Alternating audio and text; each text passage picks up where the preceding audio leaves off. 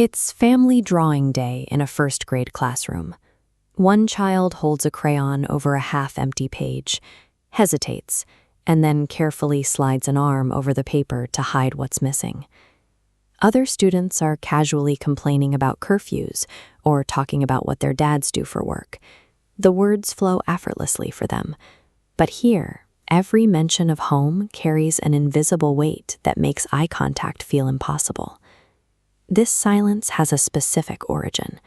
It traces back to a night of flashing police lights in the hallway and a sudden disappearance, followed by a caregiver's strict instruction: "We don't talk about that." The child is left to navigate a massive void. Because the adults have revoked the vocabulary needed to process the loss, the child must find a way to exist within the vacuum without ever acknowledging it. Survival starts with suppression. The child begins to politely dodge basic social questions and shrug off any conversation that might lead back to the missing parent. This process of tailoring behavior to survive an impossible silence is called adaptation, the first pillar of the 4A framework. It's where the external rule to stay quiet becomes an internal shield. The brain deduces that visibility is a threat. If asking questions causes the remaining adults to withdraw, the child learns that hiding their reality is the only way to remain safe. Teachers often mistake this behavior for a shy or easygoing temperament, but the child is performing a highly active, exhausting defense, working around the clock to keep anyone from noticing what is gone. As the teen years arrive, the pressure to share personal stories increases. When a peer asks a casual question about home, the protective silence often cracks, turning into sudden, defensive anger. The framework moves to stage 2, automation. The conscious choice to stay quiet settles into a subconscious reflex. Normal curiosity is now perceived as a hostile attack, deploying a defensive response before the teenager realizes a question was asked. The teenager starts pulling away entirely. They skip family-centric events and avoid forms requiring signatures, preemptively shutting down any scenario that might require an explanation. They are trying to forge an adult identity while the most defining piece of their history remains buried. This leaves them to answer, "Who am I?" without having access to the full story. In adulthood, this automated reflex shows up in the workplace. A manager's request to talk later triggers immediate tension, as the brain begins to overthink every possible disaster. The nervous system equates a lack of immediate answers with the childhood memory of sudden abandonment. The uncertainty of a meeting feels like the uncertainty of that night in the hallway. This mechanism strains romantic intimacy.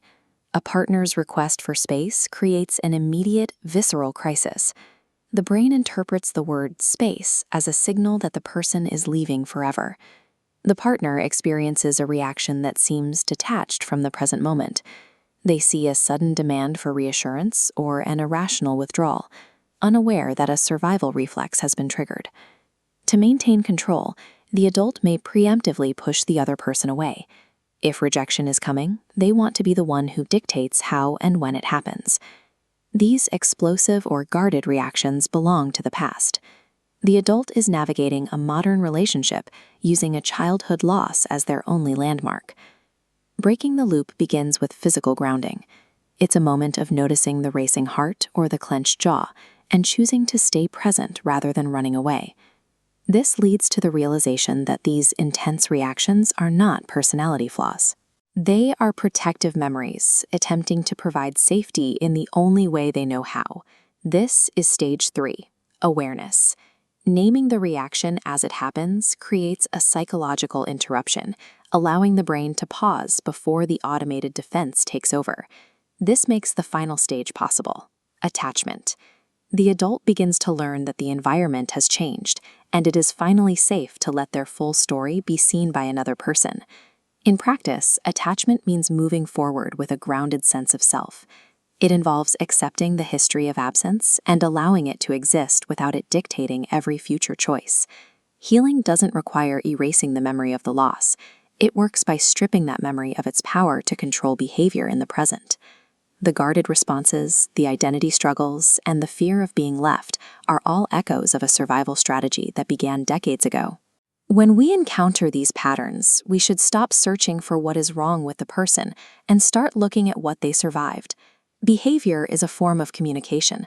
It carries the weight of the past into the present, evolving as we do. If this resonated with you, please like, subscribe, and share this video with someone who might need to hear it.